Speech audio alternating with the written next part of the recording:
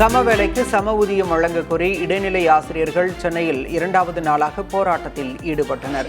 Nungambakkam DPI வளாகத்தில் பலத்த காவல்துறை பாதுகாப்பு போடப்பட்டிருந்தது. இதனையடுத்து எழும்பூரில் உள்ள மாவட்ட கல்வி அதிகாரி அலுவலகம் நோக்கி ஆசிரியர்கள் திடீர் பேரணியாக சென்று போராட்டத்தில் ஈடுபட்டனர். இதனால் அப்பகுதியில் போக்குவரத்து பாதிக்கப்பட்டது. தடையை மீறி போராடிய ஆசிரியர்களை காவல்துறையினர் குண்டுகட்டாக தூக்கிச் சென்று கைது செய்தனர்.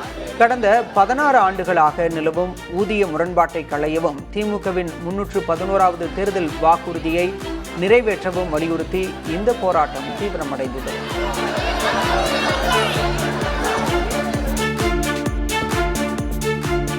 தமிழ்நாட்டில் ஜனநாயகம் உள்ளதா என தெரியவில்லை என சம ஊதியம் கேட்டு போராடி வரும் இடைநிலை பதிவு ஆசிரியர்கள் சங்கத்தினர் அதன் பொதுச் செயலர் ராபர்ட் கூறியுள்ளார். சென்னையில் 2ஆம் நாளாக போராட்டம் நடத்திய இடைநிலை ஆசிரியர்களை போலீசார் கைது செய்த நிலையில் செய்தியாளர்களிடம் பேசிய ராபர்ட் இவ்வாறு தெரிவித்தார்.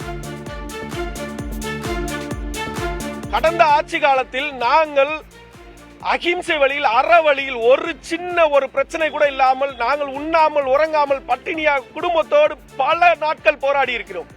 எங்களுக்கு அப்போது கூட உரிமை இருந்தது, ஜனநாயக உரிமை இருந்தது. கிட்டத்தட்ட 4.5 ஆண்டுகள் முடிந்து 60 நாட்கள் மட்டுமே இருக்கிறது.